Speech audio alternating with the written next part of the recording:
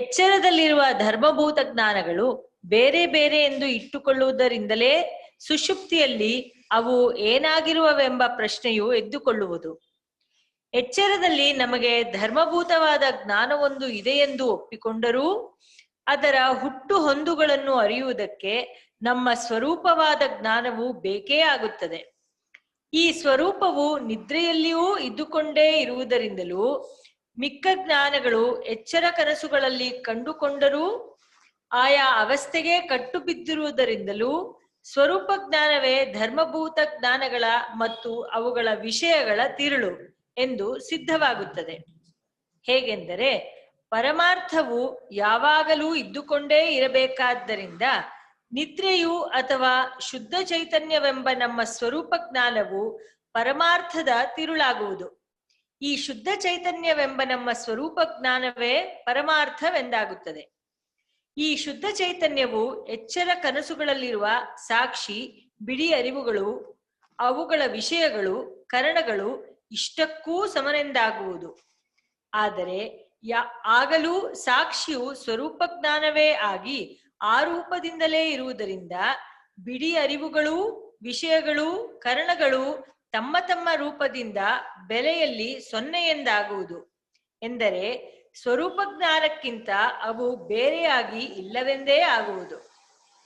ಇದು ಅವಸ್ಥಾತ್ರಯಕ್ಕೂ ಅನ್ವಯಿಸುವ ಅನುಭವದ ಬಲದಿಂದ ಏರ್ಪಡುವ ಯುಕ್ತಿಯಾಯಿತು.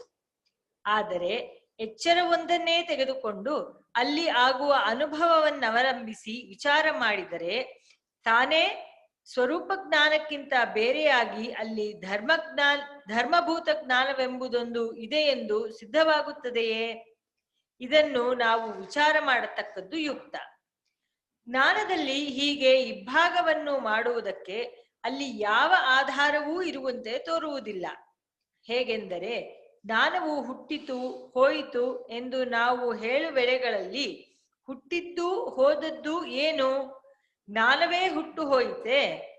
ಹಾಗೆನ್ನಲು ನಮಗೆ ಯಾವ ಆಧಾರವಿದೆ? ಇದನ್ನು ನಾವು ಅವಧಾನವಿಟ್ಟು ವಿಚಾರಿಸಬೇಕು. ಜ್ಞಾನದ ಹುಟ್ಟು ಹೊಂದುಗಳು ಅದೇ ಜ್ಞಾನಕ್ಕಂತೂ ತೋರುವ ಸಂಭವವಿಲ್ಲ. ಹುಟ್ಟುವುದಕ್ಕೆ ಮೊದಲು ಹೋದ ಮೇಲೂ ತಾನೇ ಇರುವುದಿಲ್ಲವಾದ ಕಾರಣ ಆ ಜ್ಞಾನವು ತನ್ನ ಹುಟ್ಟು ಹೊಂದುಗಳನ್ನು ತಾನೇ ಅರಿತುಕೊಳ್ಳಲಾರದೆಂಬುದು ಸ್ಪಷ್ಟವೇ ಆಗಿದೆ. ಆದ್ದರಿಂದ ಮೇಲೆ ಹೇಳಿದಂತೆ ಅದನ್ನು ಅರಿಯುವುದಕ್ಕೆ ನಮ್ಮ ಸ್ವರೂಪ ಜ್ಞಾನವೇ ಬೇಕೆಂದು ಒಪ್ಪಬೇಕಾಗುತ್ತದೆ. ಇದು ನಿಜವಾದರೆ ಆ ಸ್ವರೂಪ ಜ್ಞಾನವೇ ವಿಷಯಗಳನ್ನು ಅರಿಯಲಾರದೆ? ಆಗ ತಾನೇ ಹುಟ್ಟಿತೆಂಬ ಧರ್ಮಭೂತ ಜ್ಞಾನವೇ ವಿಷಯವನ್ನು ಅರಿಯುವ ಶಕ್ತಿಯುಳ್ಳದ್ದೆಂದು ಎಂದೆಂದಿಗೂ ಇರುವ ಸ್ವರೂಪ ಜ್ಞಾನಕ್ಕೆ ಈ ಶಕ್ತಿ ಇಲ್ಲವೆಂದು ಕಲ್ಪಿಸುವುದು ಎಷ್ಟರ ಮಟ್ಟಿಗೆ ಯುಕ್ತವಾದೀತು? ಇದನ್ನು ನಾವು ಯೋಚಿಸತಕ್ಕದ್ದು. ಜ್ಞಾನವು ಹುಟ್ಟಿ ನಾಶವಾಗುತ್ತಿರುವುದು ಅನುಭವದಲ್ಲಿರುವಾಗ ಈ ಯೋಚನೆಯಿಂದ ಏನು ಪ್ರಯೋಜನವೆಂದು ಯಾರೂ ಶಂಕಿಸಬಾರದು. ಏಕೆಂದರೆ ಜ್ಞಾನವು ಹುಟ್ಟುತ್ತದೆಯೇ ಎಂಬುದೇ ಪ್ರಕೃತ ವಿಚಾರವಾಗಿರುತ್ತದೆ. ಮನಸ್ಸಿನಲ್ಲಿ ವಿಷಯಗಳ ಸಂಬಂಧದಿಂದ ಕೆಲವು ವೃತ್ತಿಗಳು ಅಥವಾ ಮಾರ್ಪಾಡುಗಳು ಆಗುತ್ತಿರುವುದೇನೋ ನಮ್ಮೆಲ್ಲರ ಅನುಭವದಲ್ಲಿದೆ. ಆದರೆ ಇಷ್ಟು ಮಾತ್ರದಿಂದ ಜ್ಞಾನವು ಸ್ವರೂಪವಾದದ್ದು, ಧರ್ಮಭೂತವಾದದ್ದು ಎಂದು ಎರಡು ಬಗೆಯಾಗಿರುವುದೆಂದು, ಆ ಜ್ಞಾನಗಳೆರಡಕ್ಕೂ ಜ್ಞಾನ ಜ್ಞೇಯ ಭಾವವಿರುವುದೆಂದು, ಜಡವಾದ ಕರಣಗಳ ವ್ಯಾಪಾರದಿಂದ ಧರ್ಮಭೂತ ಜ್ಞಾನವು ಉಂಟಾಗುವುದೆಂದು ಕಲ್ಪಿಸುವುದಕ್ಕೆ ಬೆಂಬಲ ಉಂಟೆ? ಇದೆಲ್ಲವೂ ಸ್ವರೂಪ ಜ್ಞಾನದಲ್ಲಿ ನಾವು ಮಾಡಿರುವ ವಿಕಲ್ಪವೆಂಬುದೇ ಯುಕ್ತವಲ್ಲವೇ? ಸೂರ್ಯನು ಬೆಳಕಿನ ಸ್ವರೂಪವೇ ಆಗಿರುತ್ತಾನೆ. ತನ್ನೆದುರಿಗೆ ಬರುವ ವಸ್ತುಗಳನ್ನೂ ಬೆಳಗುತ್ತಾನೆ. ಆದರೆ ಹಾಗೆ ಬೆಳಗುವಾಗ ಅವನ ಬೆಳಕಿನ ಸ್ವರೂಪದಲ್ಲಿ ಯಾವುದಾದರೂ ಮಾರ್ಪಾಡಾಗುವುದೇನು? ಇಲ್ಲ. ಇದರಂತೆ ನಮ್ಮ ಸ್ವರೂಪ ಜ್ಞಾನವು ಅರಿವಿನ ಬೆಳಕಾಗಿರುವುದು ತನ್ನ ಎದುರಿಗೆ ಬರುವ ವಿಷಯದಾಕಾರವನ್ನು ಬೆಳಗುತ್ತದೆ. ಆಗ ಅದರಲ್ಲಿ ಯಾವ ವಿಕಾರವಾದರೂ ಏತಕ್ಕೆ ಆಗಬೇಕು? ಚಂಚಲವಾದ ಮೋಡಗಳು ಆಕಾಶದಲ್ಲಿ ಒಂದು ಭಾಗದಲ್ಲಿ ಕಾಣಿಸಿಕೊಂಡು ಅತ್ತ ಸರಿದರೆ ಅವುಗಳ ಬರವನ್ನು ಹೋಗನ್ನು ಬೆಳಗುವ ಸೂರ್ಯನ ಸ್ವರೂಪದಲ್ಲಿಯೇ ಆ ಬರುವು ಹೋಗುಗಳು ಆಗುವವೆಂದು ಕಲ್ಪಿಸುವುದು ಎಷ್ಟು ಸರಿಯೋ, ವೃತ್ತಿಯ ಹುಟ್ಟು ಹೊಂದುಗಳಿಂದ ಜ್ಞಾನ ಸ್ವರೂಪದಲ್ಲಿಯೇ ಹುಟ್ಟು ಹೊಂದುಗಳಾಗುವವೆಂದು ಕಲ್ಪಿಸುವುದು ಅಷ್ಟೇ ಸರಿ. ವೃತ್ತಿಯ ಉಪಾಧಿಯಿಂದ ತೋರಿಬರುವ ಜ್ಞಾನಕ್ಕೆ ವೃತ್ತಿ ಜ್ಞಾನವೆಂದು ಹೆಸರು ಬರಬಹುದು. ವೃತ್ತಿಯ ಉತ್ಪತ್ತಿ ವಿನಾಶಗಳಿಂದ ವೃತ್ತಿಜ್ಞಾನವು ಹುಟ್ಟಿ ನಾಶವಾಯಿತೆಂಬ ವ್ಯವಹಾರವೂ ಉಂಟಾಗಬಹುದು. ಆದರೆ ಈ ವ್ಯವಹಾರವು ಗೌಣವೇ ಹೊರತು ಮುಖ್ಯವಲ್ಲ. ಮೀಸೆ ಬಿಟ್ಟಿದ್ದ ರಾಮರಾಯನು ಹೋದನು. ಅವನ ಸ್ಥಾನದಲ್ಲಿ ಈಗ ಸತ್ಯಾನಂದ ಸ್ವಾಮಿಗಳು ಇರುತ್ತಾರೆ ಎಂದು ಒಂದೇ ವ್ಯಕ್ತಿಯ ವಿಷಯದಲ್ಲಿಯೂ ಹೇಳುವುದುಂಟಲ್ಲವೇ? ಸನ್ಯಾಸ ಮಾಡಿದ್ದು ರಾಮರಾಯ ಸನ್ಯಾಸ ಮಾಡಿದ್ರು, ಮೀಸೆ ಬಿಟ್ಟಿದ್ರು, ಮೀಸೆ ಬದಲು ಸನ್ಯಾಸ ಮಾಡಿದ್ರು. ಹೌದಾ? 100%. ಬೆಂಗಳೂರು ಭಾರಿ ಕಷ್ಟ ಅಂತಾರ. ಬೆಂಗಳೂರು ಮನೆ ಹಾಳಾಯ್ತು. ಬೆಂಗಳೂರವ್ರು ಏನೋ ಗೊತ್ತಾ, ಅಣ್ಣ ವ್ಯವಹಾರದಲ್ಲಿ ನಿಜವಾಗಿ ರಾಮರಾಯನೆಂಬ ವ್ಯಕ್ತಿಯೇ ಹೋಗಿರುವುದಿಲ್ಲ. ಅವನ ಮೀಸೆಯೇ ಮುಂತಾದ ವಿಶೇಷಗಳು ಮಾತ್ರ ನಾಶವಾಗಿರುತ್ತವೆ. ಇದರಂತೆ ಇಲ್ಲಿಯೂ ಜ್ಞಾನದ ಉಪಾಧಿಯಾದ ವೃತ್ತಿಯು ನಾಶವಾಗಿರುವುದರಿಂದ ಉಪಹಿತವಾದ ಜ್ಞಾನವೂ ನಾಶವಾಯಿತೆಂದು ವ್ಯವಹಾರ ಉಂಟಾಗಬಹುದು. ಆದರೆ ಜ್ಞಾನವನ್ನು ಗೊತ್ತುಪಡಿಸುವುದಕ್ಕೆ ಉಪಯೋಗವಾದ ವೃತ್ತಿ ಎಂಬ ಉಪಾಧಿಯ ವಿಕಾರವು ಉಪಹಿತವಾದ ಜ್ಞಾನಕ್ಕೆ ಒಂದಿಷ್ಟೂ ಸೋಂಕಿರುವುದಿಲ್ಲ. ಜಾಗೃತಾವಸ್ಥೆಯಲ್ಲಿಯೇ ಹೆಚ್ಚಿನ ಅಭಿಮಾನವಿರುವವರಿಗೆ ಮೇಲಿನ ಸಿದ್ಧಾಂತವು ತಟ್ಟನೆ ಒಗ್ಗಲಾರದು. ಅವರು ನನಗೆ ಇದರ ಅರಿವಾಯಿತು ಎಂಬ ರೂಪದಲ್ಲಿ ಆಗುವ ಎಚ್ಚರದ ಅನುಭವವನ್ನೇ ಮುಖ್ಯವಾಗಿಟ್ಟುಕೊಂಡು ನೋಡುತ್ತಿರುವುದರಿಂದ ಅವರಿಗೆ ಜ್ಞಾನಕ್ಕೆ ಆಶ್ರಯವಾಗಿರುವ ತಾನು ಜ್ಞಾತೃವು ಬೇರೆ ಬೇರೆ ಆಶ್ರಯವಾಗಿರುವ ತಾನು ಜ್ಞಾತೃವು ಬೇರೆ ಬೇರೆ ಅವನಿಗಿಂತ ಆಗಾಗ ಹೊರತೋರಿಕೊಳ್ಳುತ್ತಿರುವ ಜ್ಞಾನ ಪ್ರಭೆಯೇ ಬೇರೆ. ಆ ಪ್ರಭೆಯು ವಿಷಯಕ್ಕೆ ತಗಲಿದರೆ ಜ್ಞಾತೃವಿನಲ್ಲೇ ಉಂಟಾಗುವ ಜ್ಞಪ್ತಿ ಎಂಬ ಫಲವೇ ಬೇರೆ ಎಂಬುದೇ ಅವರಿಗೆ ಹೆಚ್ಚು ವಿಶ್ವಾಸಾರ್ಹವಾಗಿ ತೋರುತ್ತದೆ. ಆದ್ದರಿಂದ ಜ್ಞಾನವೆಂಬುದು ನಮ್ಮಲ್ಲಿರುವ ಒಂದಾನೊಂದು ಶಕ್ತಿಯೆಂದೂ ಅದು ಸುಷುಪ್ತಿಯಲ್ಲಿ ಅವ್ಯಕ್ತವಾಗಿದ್ದು ಜಾಗ್ರತ್ ಸ್ವಪ್ನಗಳಲ್ಲಿ ವ್ಯಕ್ತವಾಗುವುದೆಂದು ಇಟ್ಟುಕೊಳ್ಳಬಹುದೆಂದೂ ಕೂಡ ಅವರು ಎಣಿಸಬಹುದಾಗಿರುತ್ತದೆ. ಆದರೆ ಜ್ಞಾನ, ಜ್ಞಾತೃ, ಜ್ಞಪ್ತಿ ಎಂಬ ಭೇದವು ವ್ಯವಹಾರದಲ್ಲಿ ಹೇಗೆ ತೋರುವುದೋ ಹಾಗೆಯೇ ಪರಮಾರ್ಥವಾಗಿಯೂ ಅದು ಇರುವುದೆಂದು ಇಟ್ಟುಕೊಳ್ಳುವವರಿಗೆ ಜ್ಞಾನದ ಸ್ವರೂಪ, ಉತ್ಪತ್ತಿ, ಆಶ್ರಯ ಮುಂತಾದವುಗಳ ವಿಚಾರದಲ್ಲಿ ಆಗುವ ತೊಡಕುಗಳನ್ನು ಹಿಂದೆಯೇ ತಿಳಿಸಿರುತ್ತೇವೆ. ಜ್ಞಾನವು ಒಂದೇ ಎಂಬ ಪಕ್ಷದಲ್ಲಿರುವ ಸೌಕರ್ಯವನ್ನೂ ಮೇಲೆ ತಿಳಿಸಿಕೊಟ್ಟಿರುತ್ತೇವೆ. ಜ್ಞಾನದ ಹುಟ್ಟು ಹೊಂದುಗಳನ್ನು ಅರಿಯುವುದಕ್ಕೆ ಹೇಗೆ ಮತ್ತೊಂದು ಜ್ಞಾನವು ಬೇಕೋ ಅದರಂತೆ ಧರ್ಮಜ್ಞಾನದ ವ್ಯಕ್ತಾವ್ಯಕ್ತಾವಸ್ಥೆಗಳನ್ನು ಅರಿಯುವುದಕ್ಕೂ ಮತ್ತೊಂದು ಜ್ಞಾನವು ಬೇಕೇ ಆಗುತ್ತದೆ. ಇಲ್ಲಿ ಇಬ್ಬರೂ ಒಪ್ಪಿರುವ ಸ್ವರೂಪ ಜ್ಞಾನವೇ ವಿಷಯದ ಪ್ರಕಾಶಕ್ಕೆ ಸಾಕಾಗಿರುವಾಗ ಮತ್ತು ಆ ಒಂದು ಜ್ಞಾನದಲ್ಲಿಯೇ ಉಪಾಧಿವಶದಿಂದ ಜ್ಞಾತೃತ್ವ, ಜ್ಞಾನತ್ವ, ಜ್ಞಪ್ತಿತ್ವ, ವ್ಯಕ್ತತ್ವ, ಅವ್ಯಕ್ತತ್ವ ಮುಂತಾದ ವ್ಯವಹಾರಗಳು ಆಗಬಹುದಾಗಿರುವಾಗ ಜ್ಞಾನಬಹುತ್ವವನ್ನು ಕಲ್ಪಿಸಿದ ಹೆಚ್ಚಿನ ದೋಷವು ಧರ್ಮಭೂತ ಜ್ಞಾನವಾದಿಗಳಿಗೆ ತಪ್ಪಿದ್ದಲ್ಲವೆಂಬುದು ಸ್ಪಷ್ಟವಾಗಿರುತ್ತದೆ. ಸೂರ್ಯನು ಪ್ರಕಾಶ ಸ್ವರೂಪನೇ ಆಗಿದ್ದರೂ ಅವನಿಗೆ ಪ್ರಕಾಶ ರೂಪವಾದ ಕಿರಣಗಳೂ ಇರುವಂತೆ ಜ್ಞಾನ ಸ್ವರೂಪನೇ ಆಗಿರುವ ಆತ್ಮನಿಗೆ ಜ್ಞಾನ ರೂಪವಾದ ಕಿರಣಗಳೂ ಏತಕ್ಕಿರಬಾರದೆಂದು ಕೆಲವರು ಶಂಕಿಸುವುದುಂಟು. ಆದರೆ ಇಲ್ಲಿ ದೃಷ್ಟಾಂತ ದಾರ್ಷ್ಟಾಂತಿಕಗಳಿಗೆ ಹೋಲಿಕೆ ಇರುವುದಿಲ್ಲ. ಸೂರ್ಯನೂ ಅವನ ಪ್ರಭೆಯೂ ಎಲ್ಲವೂ ಬೆಳಕೆಂಬ ಒಂದೇ ದ್ರವ್ಯವಾಗಿರುತ್ತದೆ. ಸೂರ್ಯನ ಪ್ರಭೆಗಳು ನಮ್ಮ ಭೂಗೋಳಕ್ಕೆ ಬಂದು ತಲುಪುವುದಕ್ಕೆ ಇಂತಿಷ್ಟು ಕಾಲವು ಬೇಕೆಂದೂ ಬಹುಕಾಲದವರೆಗೆ ಹೀಗೆಯೇ ಕಿರಣಗಳನ್ನು ಕಳುಹುತ್ತಲೇ ಇದ್ದರೆ ಕಟ್ಟ ಕಡೆಗೆ ಸೂರ್ಯಮಂಡಲವೇ ಇಲ್ಲದಂತೆ ಆಗಿಬಿಡಬಹುದೆಂದು ಭೌತಿಕ ಶಾಸ್ತ್ರಜ್ಞರು ನಿರ್ಣಯಿಸಿರುತ್ತಾರೆ. ಹೌದಾ? ಇಲ್ಲ ಬಿಡುತ್ತಾ? ಬಂದು ಬಂದು ಬಂದು ಕಿರಣ ಅಲ್ಲಿಂದ ಕಿರಣ ಬಂದ್ರೆ ಸೂರ್ಯ ಮುಗಿದೋಗ್ಬಿಡುತ್ತಂತೆ. 4.59 ಬಿಲಿಯನ್ ಇಯರ್ಸ್ ಆಗಿದೆ ಸೂರ್ಯನ ಆಯಸ್ಸು. ಅಲ್ಲಿಗೆ ಸೂರ್ಯನ ಆಯಸ್ಸು ಈಗ 4.59 ಬಿಲಿಯನ್ ಇಯರ್ಸ್ ಆಗಿದೆ ಅಂತಾರೆ. ಆಗಿದೆ. ಇನ್ನೆಷ್ಟು ಅರ್ಧ ಆಯಸ್ ಆಗಿದೆ, ಅರ್ಧಕ್ಕಿಂತ ಚೂರಾಗಿದೆ, ಇನ್ನು ಅರ್ಧ ಇರುತ್ತೆ ವಿಜಯ ಪರಾರ್ಧ. ಅದಾದ್ಮೇಲೆ ಆ ಗ್ರಾವಿಟೇಷನ್ ಪುಲ್ ಇರ್ತಲ್ಲ, ಆ ಗ್ರಹಗಳನ್ನ ಒಂದೊಂದಾಗಿ ಯಾವ್ದು ಸೂರ್ಯನಿಗೆ ತುಂಬಾ ಹತ್ರ ಇರುತ್ತೋ ಅದನ್ನ ಎಳ್ಕೊಳಕ್ ಶುರು ಮಾಡುತ್ತೆ. ಎಳಗ ಉರ್ದು ಭೂಮಿ ಕೊನೆಯಿಂದ ಮುರಿದಿರಲ್ಲ, ಈ ಎಳಗ ಅಷ್ಟೊಂದಿಗೆ ಎಲ್ಲ ಜೀವರಾಶಿ ಎಲ್ಲ ಹೋಗ್ಬಿಡುತ್ತೆ. ಓಹೋ, ಪೂರ್ತಿ ಉಳಿದು ಆಮೇಲೆ ಬ್ಲಾಕ್ ಹೋಲ್ ಆಗುತ್ತೆ ಅಂತ ಅದೆಲ್ಲ ಡೈವರ್ಟ್ ಆಗುತ್ತೆ. ಆದರೆ ದಾರ್ಷ್ಟಾಂತಿಕವಾದ ಆತ್ಮನ ವಿಚಾರವು ಹೀಗಲ್ಲ. ಅವನು ಜ್ಞಾನದ್ರವ್ಯನಲ್ಲ, ಸಾವಯವನೂ ಅಲ್ಲ. ದ್ರವ್ಯ, ಗುಣ, ಅವಯವ, ಜಾತಿ, ವ್ಯಕ್ತಿ ಮುಂತಾದ ವಿಭಾಗದ ಪದಾರ್ಥಗಳನ್ನೆಲ್ಲ ವಿಷಯವಾಗಿಸಿಕೊಂಡು ಬೆಳಗಿಸುವ ಅವುಗಳೆಲ್ಲಕ್ಕಿಂತಲೂ ಅತ್ಯಂತ ವಿಲಕ್ಷಣವಾದ ಸ್ವರೂಪವುಳ್ಳವನು ಆತ್ಮನು. ಆದ್ದರಿಂದ ಜ್ಞಾತೃವಿನ ಜ್ಞಾನಕಿರಣಗಳು ಹೊರಟು ಬರುತ್ತಿರುವವೆಂದು ಕಲ್ಪಿಸುವುದು, ಜ್ಞಾನದಲ್ಲಿ ಉಂಟಾದ ಹಿಗ್ಗುವುದು, ಕುಗ್ಗುವುದು, ಹರಡುವುದು, ಮುದುರಿಕೊಳ್ಳುವುದು, ಹುಟ್ಟುವುದು, ಹೊಂದುವುದು ಮುಂತಾದ ಮಾರ್ಪಾಡುಗಳನ್ನು ಆತ್ಮನ ಮೇಲೆ ತಂದು ಹಾಕುವುದು, ಕಲ್ಪನಾ ಶಕ್ತಿಯು ಪ್ರಚುರವಾಗಿರುವ ಹಸುಳೆಗಳ ಬುದ್ಧಿಗೆ ಒಪ್ಪುವುದೇ ಹೊರತು ಅನುಭವಾನುಸಾರವಾಗಿ ಪ್ರೌಢ ವಿಚಾರವನ್ನು ಮಾಡಬಲ್ಲ ಹಸುಳೆಗಳ ಬುದ್ಧಿಗೆ ಹಸುಳೆಗಳನ್ನು ಚಿಕ್ಕವರು. ಈಗಿನ ವಿಜ್ಞಾನದಲ್ಲಿ ಇಷ್ಟ ಆಗುತ್ತೆ ಅದು ಶಿಕ್ಷಕ ಮಕ್ಕಳಿಗೆ, ಶಿಕ್ಷಕರಿಗೆ ಒಪ್ಪಲಾರದು. ಈ ಎಲ್ಲಾ ಕಾರಣಗಳಿಂದ ಜ್ಞಾನವೆಂಬುದನ್ನು ಒಂದು ಶಕ್ತಿಯೆಂದು ಭಾವಿಸುವುದು ತಪ್ಪೆಂದೇ ಏರ್ಪಡುತ್ತದೆ.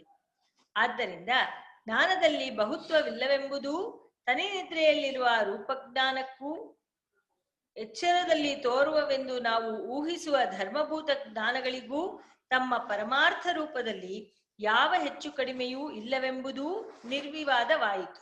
ಅಣ್ಣ ಅವರ ವಿವರಣೆ ಕೊಡಿ.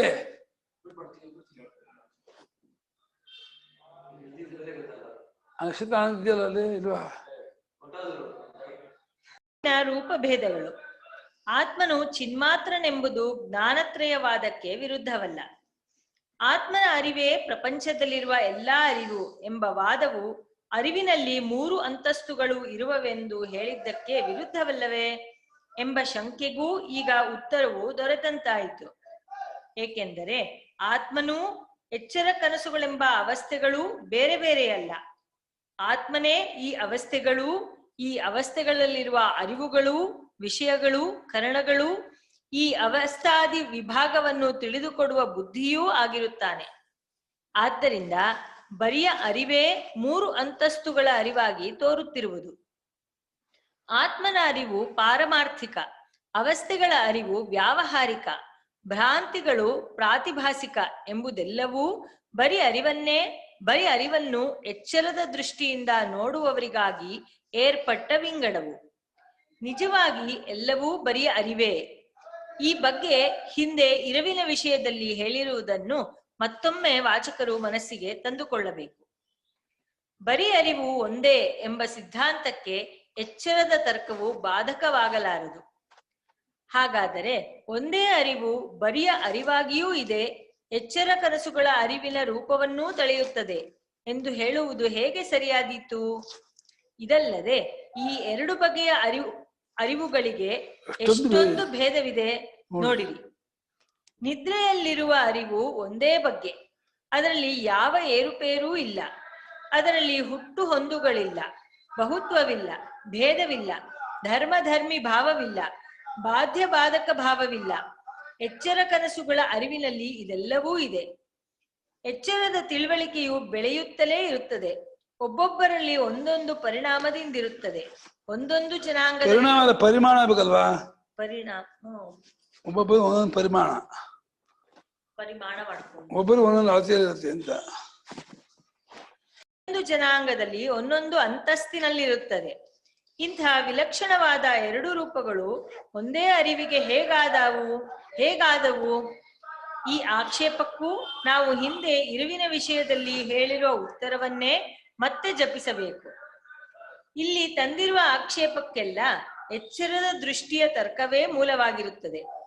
ಬರಿಯ ಅರಿವು ಬೇರೆ ಬೇರೆಯ ರೂಪಗಳನ್ನು ತಳೆಯುವುದು ನಮ್ಮ ಪೂರ್ಣಾನುಭವದಲ್ಲಿರುವಾಗ ಅದು ಹೀಗೆ ಆಗಬಹುದೇ ಎಂಬ ಆಕ್ಷೇಪಕ್ಕೆ ಅವಕಾಶವೇ ಇರುವುದಿಲ್ಲ. ಬರಿಯ ಅರಿವು ಬೇರೆ ಬೇರೆಯ ರೂಪಗಳನ್ನು ತಳೆಯುವುದೆಂಬುದು ಕಾರ್ಯಕಾರಣ ಭಾವವನ್ನು ಅಂಗೀಕರಿಸಿ ಹೇಳಿದ್ದಲ್ಲವೆಂದು ತಿಳಿಸಿಯೇ ಇರುತ್ತೇವೆ.